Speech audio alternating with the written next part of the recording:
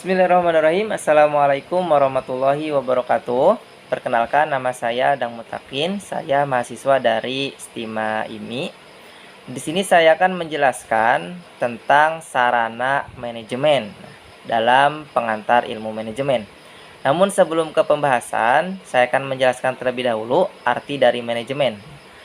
Nah, manajemen sangatlah penting bagi kehidupan manusia. Nah, karena apa? Karena manajemen dapat mempermudah pekerjaan manusia dengan spesialisasi pekerjaan serta perkembangannya skala operasi yang ada di era sekarang ini. Ada 3 alasan utama diperlukan manajemen, yaitu untuk mencapai tujuan, kemudian untuk menjaga keseimbangan di antara tujuan-tujuan yang saling bertentangan, dan untuk mencapai efisiensi dan efektivitas. Keberhasilan suatu kegiatan atau pekerjaan tergantung dari manajemennya. Karena apa? Karena pekerjaan itu akan berhasil apabila manajemennya baik dan teratur, di mana manajemen itu sendiri merupakan suatu perangkat dengan melakukan proses tertentu dalam fungsi yang terkait. Nah, maksudnya apa? Maksudnya adalah serangkaian tahap kegiatan mulai dari awal melakukan kegiatan atau suatu pekerjaan sampai akhir tercapainya tujuan dari kegiatan atau pekerjaan tersebut.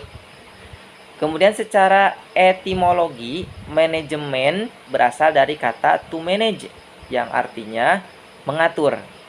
Nah, bila dilihat dari literaturnya, pengertian manajemen dapat dilihat dari tiga pengertian. Yang pertama, manajemen sebagai suatu proses, kemudian manajemen sebagai suatu kolektivitas manusia, dan yang ketiga adalah manajemen sebagai ilmu dan sebagai seni. Nah, selanjutnya kita akan masuk pada pembahasan, yakni sarana manajemen.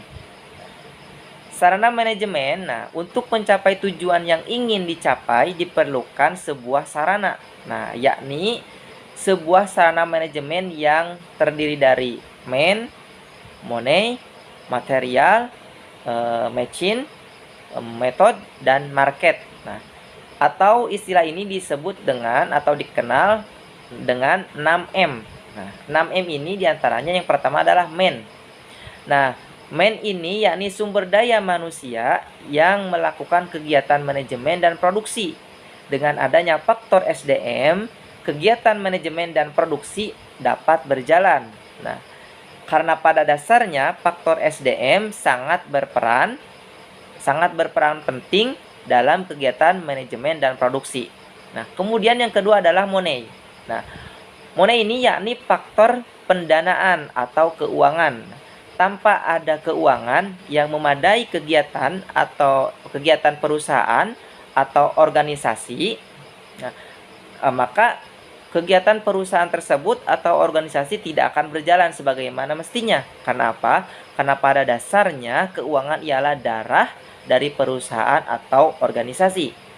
Hal keuangan ini berhubungan dengan masalah anggaran, kemudian upah karyawan, dan pendapatan perusahaan atau organisasi.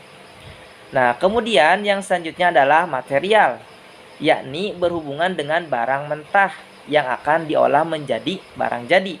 Nah, dengan adanya barang mentah, maka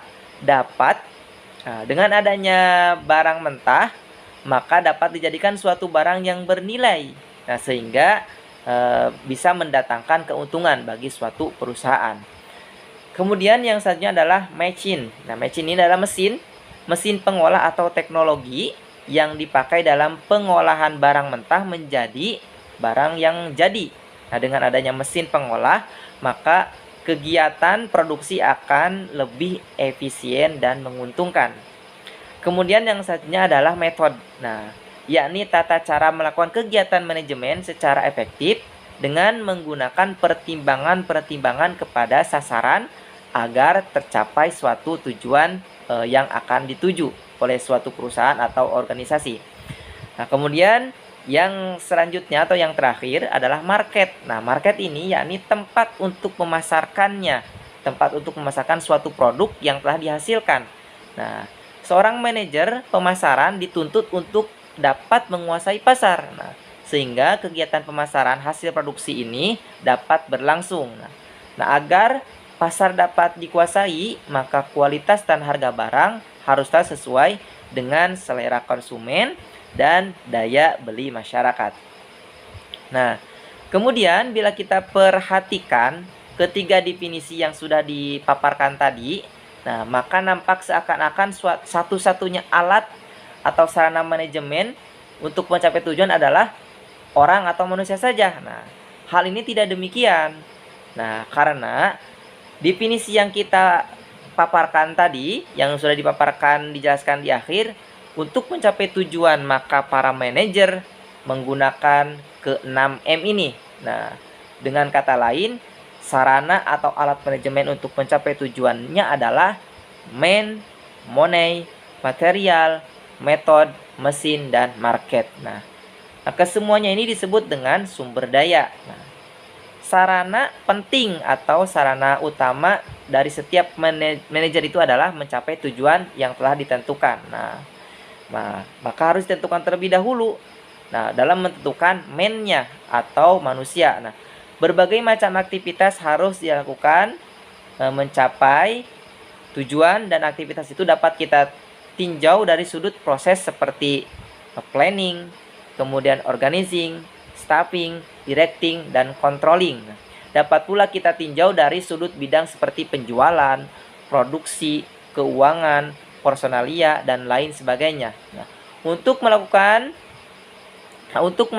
berbagai aktivitas tersebut, kita perlukan manusia. Nah, tanpa adanya manusia, manajer tidak akan mungkin mencapai tujuannya. Nah, harus diingat bahwa manajer adalah orang yang mencapai hasil melalui orang-orang lain.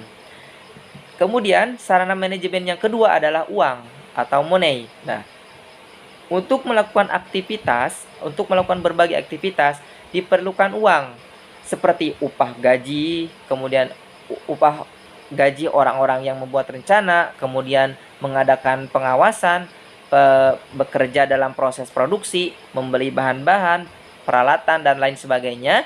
Uang sebagai sarana manajemen harus digunakan sedemikian rupa agar tujuan yang ingin dicapai bila dinilai dengan uang lebih besar dari uang yang digunakan untuk mencapai tujuan tersebut, kegagalan atau ketidaklancaran proses manajemen sedikit banyak ditentukan atau dipengaruhi oleh perhitungan atau ketelitian dalam penggunaan uang. Nah, kemudian dalam proses pelaksanaan kegiatan, manusia menggunakan material atau bahan-bahan, karenanya dianggap pula sebagai alat untuk sarana manajemen untuk mencapai suatu tujuan. Nah, demikian pula dalam proses pelaksanaan kegiatan, terlebih dalam kemajuan teknologi, sebagaimana manusia bukan lagi sebagai pembantu bagi mesin. Nah, sebagai terlihat pada masa sebelum revolusi industri malahan lebih terjadi sebaliknya, mesin telah berubah kedudukannya malahan sebagai pembantu bagi manusia.